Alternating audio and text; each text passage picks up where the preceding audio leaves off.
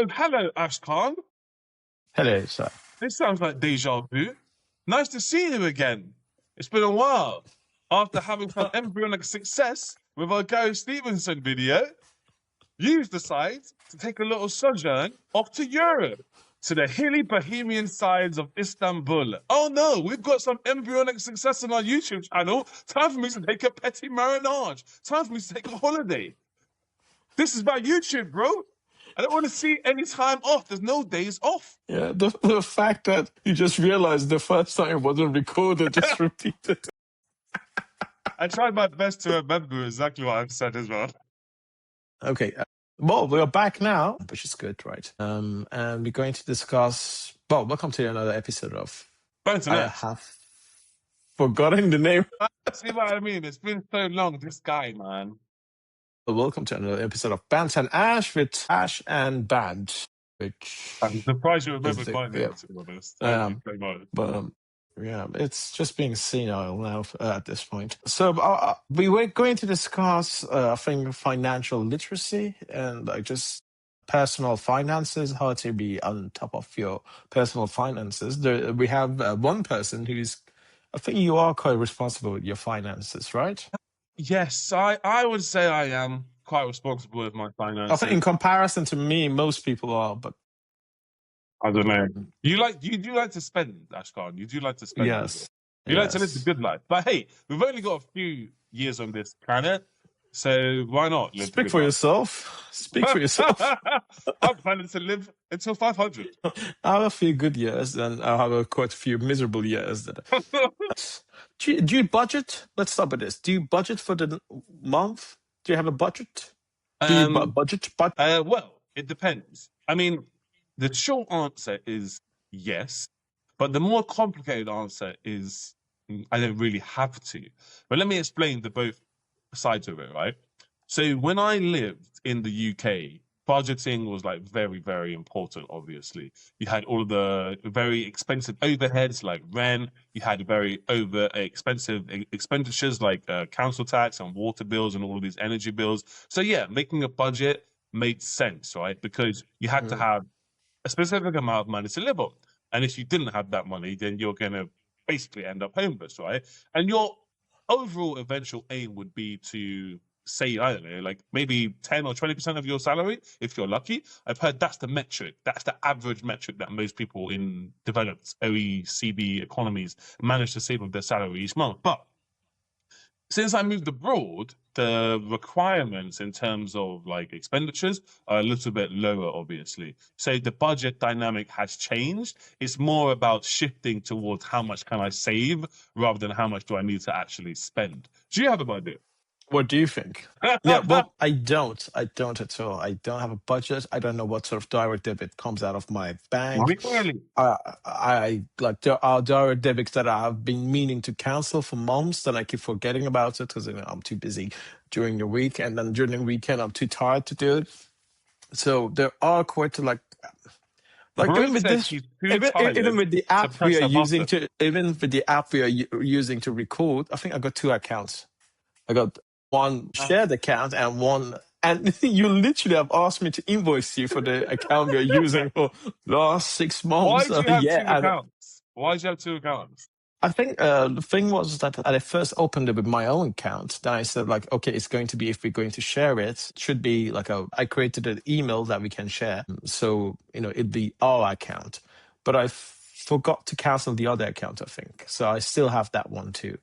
So that's how, like, we just talking about finances. Like, I got many direct debits. Which probably I should cancel. There are, I think, like I'm sucker for free trials, and like I always fall for it. Like free trials, and somehow the thing is, I even leave it on my calendar, like cancel it like 2 days before, and always like have a look at it, like, oh yeah, I got to cancel this, then I leave it. So now I know, like the Time newspaper, I have to call them and cancel. What do you mean call them? What do you mean call them? It's like they do this old school thing of if you want to cancel, you have to call them, and every time they're like, "Oh, do you want this deal? Let me just speak to my boss. Just give me a second. I just had and I always fall for it. No, And no, I'm like, I think that's an actually interesting point because I would imagine that the vast majority of people throughout the developed world have a bunch of subscriptions and direct debit equivalents on their account that they have no idea is coming out. Like, not just 2 days ago, my bank rejected a $250 purchase from an American company called Artlist.io. I used to use them to make like copyright-free music and mm. copyright-free stock images. When I first signed up, they were like, "Oh You yeah, don't need to explain it to me, but it's obvious yeah," subscription. but it's for the audience. It's for the 7 fans, Ashton. It's for the seven Yeah. fans. So I used to use that company, and for the first few months, well, for the first year, it was like, oh yeah, 69.99, and then Mm. obviously it's my fault. I didn't read the small print on page 1,079 of the terms and conditions, and it tried to automatically resubscribe me for $250. Mm. And I had to, actually, it's very common people not actually checking what's going out of their account. I must be paying Google about 78 quid a month for like storage, for AI. It just comes out of my account. I didn't even realize what's coming out. And there needs to be some kind of legislation about how direct debits are designated. So when you see a random bill coming out of your account, sometimes you don't even know where it's coming from. It just has a long Mm. chain of numbers. And then you have to Mm. go to it and see, what does that chain of numbers mean? How do I cancel a direct debit that I don't know where it comes from? So Mm. I agree with you, but that thing you said about the Telegraph, that is absolutely ludicrously archaic. And some people might be like, oh, no, it's charming. I need to do an old-fashioned thing and phone up my local journalist, and then they'll talk to me about how important it is to be abreast of geopolitical news and how I'm a contributor to, I don't know, the Society of Thespians or something like that. But no, that's The actually Times, just it was the Times, the by the way, the Times. Times, not the Telegraph. I think Telegraph does the same thing, to be honest. I don't Really. know. But it's just another barrier to stopping you getting your Yeah, money back. definitely, because they don't work on the weekends. Most of the week, like I haven't got the time to call them up and cancel it. Mm. And I do, but you just there's so many other things that you prioritize that you forget about canceling it. And I can see the art list I'm paying 20 quid. Then I think Google I'm paying around probably 100 and something pounds On for what? the Ultra, the VO Ah, Ultra like AI thing. Yeah. So I think as Artlist, I got it because of the AI video that they have as well. Because you could do Sora, you could do all the pretty much all the like they have it all in one place, all the providers. But you have a limited number of credits that you can. I don't know how many videos you can create. But now that I have the Google one, I have to really cancel this. Skillshare. I think this is the third year they're taking annually, like they took like £90 out of my account again. what is And I don't Skillshare? think Skillshare is like actually, they sponsorship for a lot of podcasts. So I Oh, love really? Skillshare. But Buy in all honesty, Skillshare, guys. yeah. But I'm buying it without actually checking it once. But what does it Like, do, and bro? it's What does been it do? What's its job? like you can go there and it's literally it's what it's called Skillshare. Like you can share your skill of how to rip off people, Oh, and yeah, I financially. can. Yeah, Interesting. and I can share my skills of how to make a lot of money and lose it all. A So, valuable, a valuable lesson. but But like no, one of my issues is talking about that. Like I always think it's easy for me to make money, which makes me not think about long term. I'm like, and I always like, I'm like, okay, next month I'm making this much. Yeah, so it should be fine. Rather than like, I don't think about the rainy days. I don't think about like, do I actually like to do this job like every month? Like if I want to quit it and like not work for a year, can I do it? Or if I get fired, like what happens to yeah, me? yeah, But because I've been good at my job and because like just sort of like, being confident about what I do, it has sort of not helped in a way of me being more conservative with my money. But I think at mm, my age now, I really have to be because yeah, at some point for you gotta sure, for you sure. I mean, lose your edge and you're not the hottest Aslan, you're thing. never going to lose your edge. You're getting better every year, like a fine cheese. So, okay, so then I'll go on Amazon and stop buying. I think it also comes down to your experience with money from a young age. I can speak from Mm, my own personal perspective. The way I'd sum it up is in a maxim of poverty might be the greatest motivator of all in terms of like trying to accrue money and attract money as you get older. Now, I didn't grow up in like a destitute Dickensian household, but money was a constant like thing in my household about like mm. my parents having to make ends meet, about bills having to be paid. It was a constant thing in the background of my childhood. And I think that changed my attitude towards money so much in terms of my first early years when I started to earn my own money. I started to be super, super like cautious and worried about what money I had, how much money I had, how much money other people had. And, comparison is the thief of all joy. But it really did help me to spur me on to create a strong foundation of like savings and to be aware of what's going in and what's coming out of my budget to the point where it allowed me to then have a strong financial base to start actually paradoxically becoming more risk loving. Most people who grow up in a household where like money isn't abundant, they don't go into like professions or they don't go into niches where you risk all of that money. But I think having that early appreciation and understanding of the scarcity of money actually built the foundation for me later on. So our early experiences with money often shape our attitudes to it. If you didn't have a lot of it, you might end up spending a lot of it if you get older. Or it might work the other way.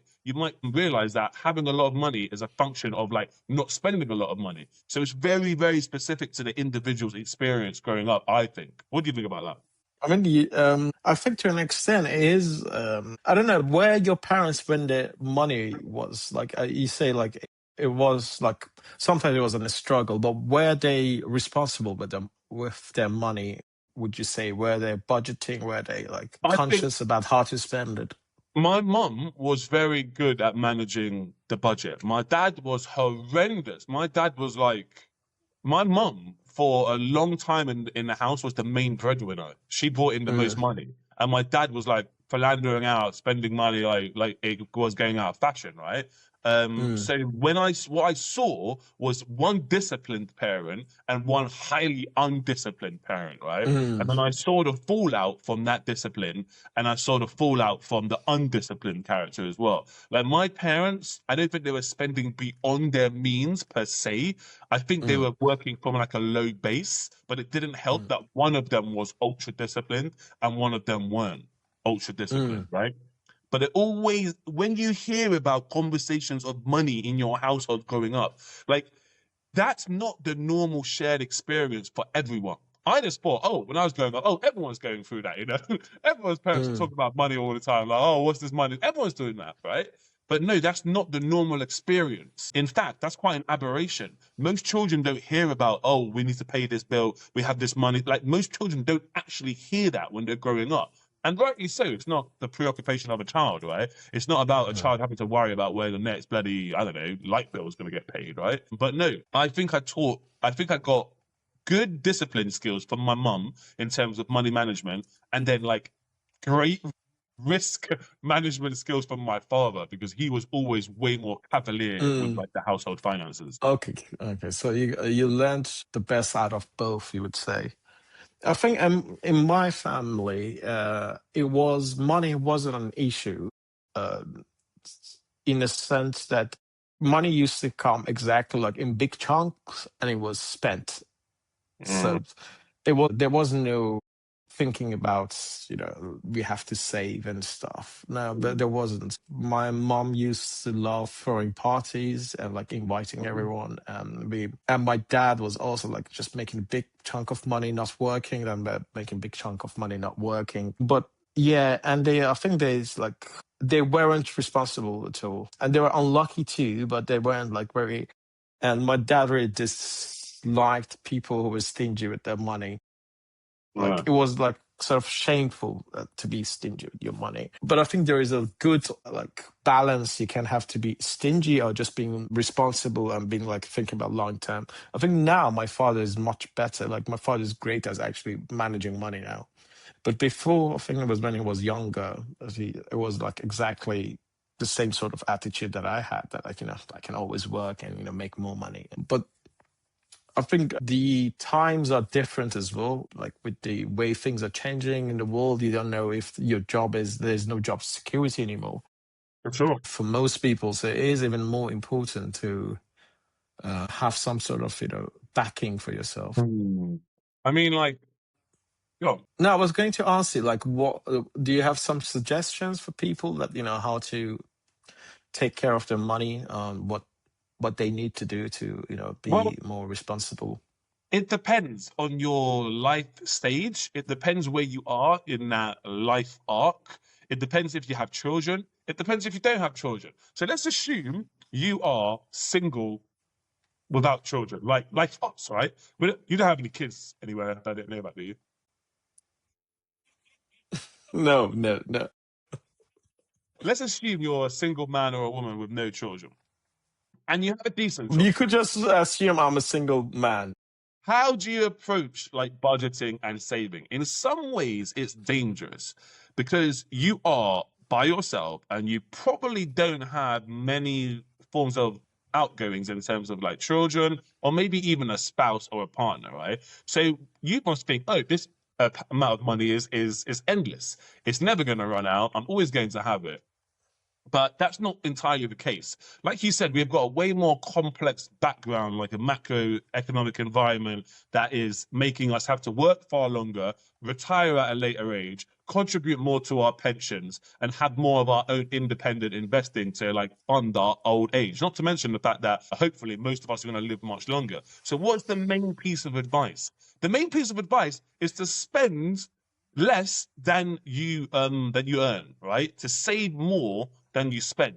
I know that sounds difficult and that sounds like, I don't know, onerous and not very enjoyable, but it is that simple. It's that boring. Spend less than you are earning.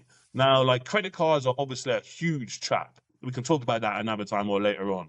Loans are a huge trap. Like auto loans for cars are a huge trap. Anything that involves you having to dispose money into the future at a higher interest rate with a constantly decreasing denominator, which is your debased currency, is going to leave you poorer off entirely. So, like, delaying that gratification is the main thing we can do to make sure that we have a stable future.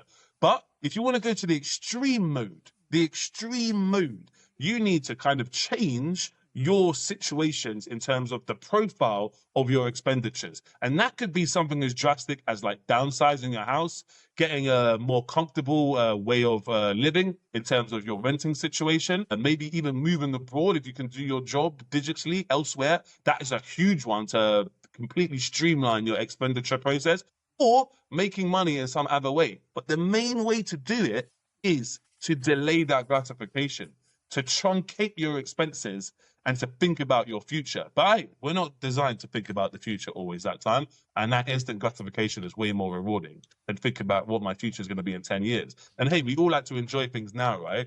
But honestly, in this economy, in this world, it's increasingly apparent that you're probably going to live longer, your bills are going to be higher, your savings aren't going to be enough, your pension is not going to materialize, the age of retirement is going to get higher, you're probably going to get sick. If you have kids, you're going to be financially ruined. So you have to kind of have that buffer. Yeah.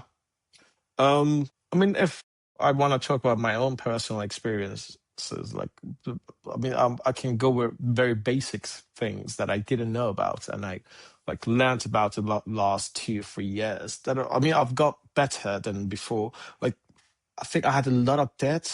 Like 3 years ago, I had a lot of debt that I had accumulated. One of the things is like with the like. I had this attitude with both credit cards and other like personal loan debts. That when it's in future, 3 years time, as if it's never Yeah. coming, but it's coming, and especially if there's like I don't know, some good interest rate, and like you think like in 10 months the interest rate is going to Yeah. kick in, and you're like, no, I'll sort it out in 10 months. But in 10 months you've actually maxed out your card. Right. And then The only thing that you've done, interest rate, that they get you in there, Ashcom. They're like, yeah, 12 months interest free. And then you spend like the entire 10K limit, and then on the 12th month you get hit with that minimum payment, and then forever no, it's like, oh, paying it back takes no. forever. It does really take forever if you pay the minimum payment. Mm. So one of the things that I would say, like suggest to people is even if you have like some people don't even know that you can transfer your balance to a 0% credit card. If it has kicked in, you can just transfer it to, I don't know, but I think Barclays have a good deal still, like 28 months. So like that's what I did. Like I had around 10,000 I think credit card debt. I just moved it to Barclays 0% balance transfer, and from there I started paying it off because at that point the amount of interest I was paying was like £300, Yeah, £200 or yeah, something yeah, like that yeah. per Yeah. month, and that's quite a lot. Like that's It's a lot of so money. yeah. And So most I people have moved, more than one credit card. So that adds yeah, up. and as your credit what was score gets better, you get better deals again. Like if you have personal loan, you can just, like if you've got it for, I don't know, 15% interest rates, you can also change that to a new loan. Like it might be 9%, 8%, and that all little helps if you're actually trying to lose your debt. And also you usually correct me if I'm wrong, it's better to free up your debt than to start investing rather than invest 100%. the money that you don't have. Because 100%. You know, most debt is unproductive, right? But if you were to take a loan out to start a business, that's productive debt. Mm, I mean, permitting the business actually makes money, right? It's mm, productive in that way. But most people don't take out debt to invest and make more money. Most people are taking on debt to like fund immediate gratification, immediate mm, purchases. And in a bad situation, they're actually doing it to meet their day-to-day expenditure because they can't afford to do mm, it on their basic salary. The math of minimum payments on credit cards is astonishing. Like if you are in £10,000 debt, right? What the bank does, the bank calculates the interest and then it does a tiny proportion of the principal that you actually owe. So you end up paying that minimum payment, if you choose to, forever into perpetuity. If you owe £10,000 at 20% interest rate and you pay only the minimum, it takes 28 years for you to pay that debt off. It's incredible, like the way that banks are able to do this. And I was actually reading about this recently, how the math of credit cards companies. So most banks, they make money on the loans, right? So you give deposits and they loan out money, and the spread between the rate that they pay deposits at and the rate that they charge loans at is like 2 to 3%. That's the difference that they make. But when you ramp it up to credit cards, they're charging you like 29%. 35%. That's where the real money is. And there's two categories of people on credit cards. And I think it's good for people listening to know like which one they are. Credit card companies call them the revolvers and they call them the transactors. The transactors are the people who spend every single month, but they pay the entire bill off at the end of the month. That makes up about 20% of the population of credit cards. The other 80% are the revolvers, the ones who spend but only pay the minimum payment every single month, right? And mm, that's where you get into real trouble, into real difficulty. But you gave a great solution in terms of mm. transferring those balances to 0% interest rate. You know how many people don't even realize they can do that? But the I problem with that, I didn't know for a long time. I didn't know myself it's a that. brilliant hack. It's a Mm, great hack to streamline your expenditures and to streamline your interest rate, overall interest rate profile, right? To lower it down. But you need to have a good credit rating for that. And most people who live on their credit cards don't really always have a great credit rating. credit, However, yeah. just to go back to what you said about the balance transfer, let's say you have 10K and you're getting charged through the roof for it, but you can have an introductory rate from a bank and it's charging you, I don't know, only like a fraction of the percentage. Do that, right? A year gives you enough time to save up money, to get your affairs in order, to get your finances in order, and then to actually have a strategy to start paying that money back without the burden of interest. But again, the banks are only offering you that transfer because they know statistically you are probably not going to pay it off in a year. Like they know not only are they charging you an upfront fee for the balance transfer, but they also know statistically you are not going to pay it back in time. because the banks aren't here to help you out. They're here to make money at the end of the day, right? So if you are going to partake in a balance transfer system, make sure you are cognizant of the reality that when you have that 12-month grace period, you need to be getting your affairs in order, getting your money in order, and getting ready to pay back that principal, because you'll just be in the same situation 1 year down the line. However, there is another hack. You can probably do balance transfers 4 or 5 times if you're smart with it. If you keep your credit profile in check, banks will allow you to transfer credit each time.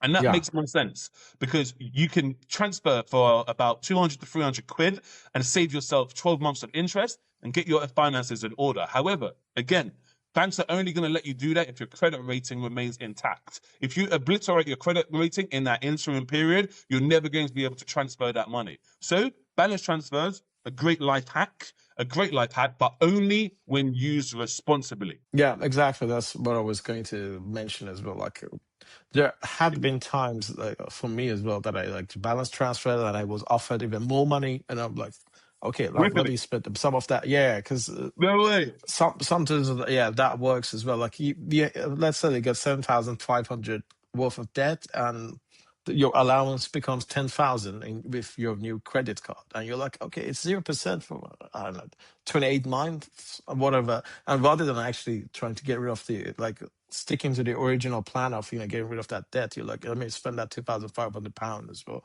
And it goes a bit, so you have to have the attitude at the very, I think that's the very beginning of, whatever you're trying to have the attitude of actually trying to get rid of your debt and being serious about it. Then, there are solutions as well.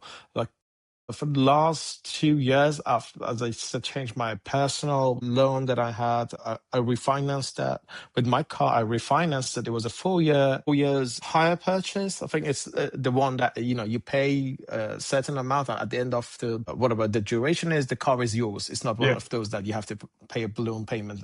It's not a PCP. It was 4 years. Now I've changed it to 2 years. It's much larger amount, but it's both lower interest rate, and in 2 years' time, it's done and the car's mine. So, Mm.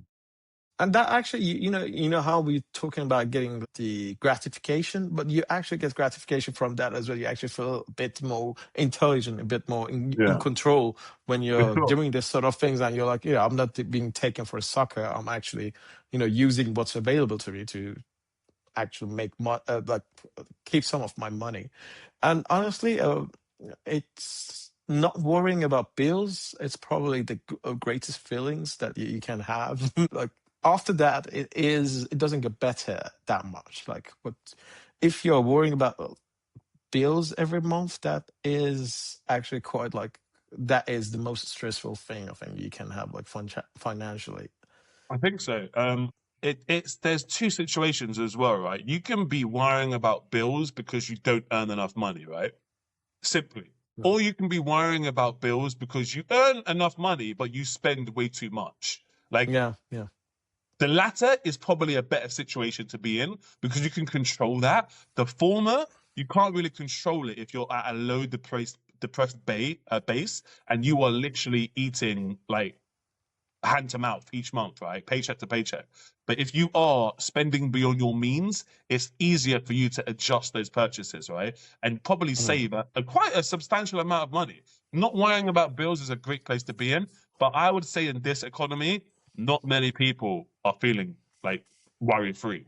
Yeah, no, that is true as well. That is true. Personally, I've been in a situation like at the end of the month, I've gone like to Sainsbury's, and I'm like, can I pay for this? Like, I don't even know how Mm. much money is in my account. Like, is this going to be rejected or not? And like having that worry, like being ashamed of, like, I don't even know how much money I've got Yeah, left. yeah, And there's been a couple of times that I actually got rejected. Like, yeah. I finally paid with one of my cards, but but it's good not to have that feeling. But it is I would like, if just end it there as well. Like, it is a constant challenge as well. So I have to, like, I have my good months, but then slowly you just let go and get into the old habits. Now, like, I've spent money this month on my overdraft on my credit card. It's money that I have that I haven't even bothered to pay, because if I pay it, I know it is actual money that I've paid Mm. out of my savings and out of my account. And I imagine if it's just overdraft and if it's just credit card, it's not real money, which is stupid, but still, Yeah. I know it's stupid, but it works. Anyway, do you have anything else to add, or do you want to wrap this up? I do This not. episode. All I have to add is if you like this podcast and if you like our financial segment, I'm not saying I'm the new Martin Lewis of money, but maybe Ashkan could be. Ashkan's looking at me like, who is Martin Lewis? I'm sure there's people who. I actually, well, I'll tell you after the show, but I do know who Martin Lewis is. All right. Well, if you like this podcast, do share, like, and subscribe. And if you like more of this kind of content, let us know in the comments. We greatly appreciate it. Yeah, definitely. Like I can bring more of my personal struggles with being sane with my money too. And me All too. right, All right. have a good one. Like and Bye. subscribe and all that. Thank you. Bye.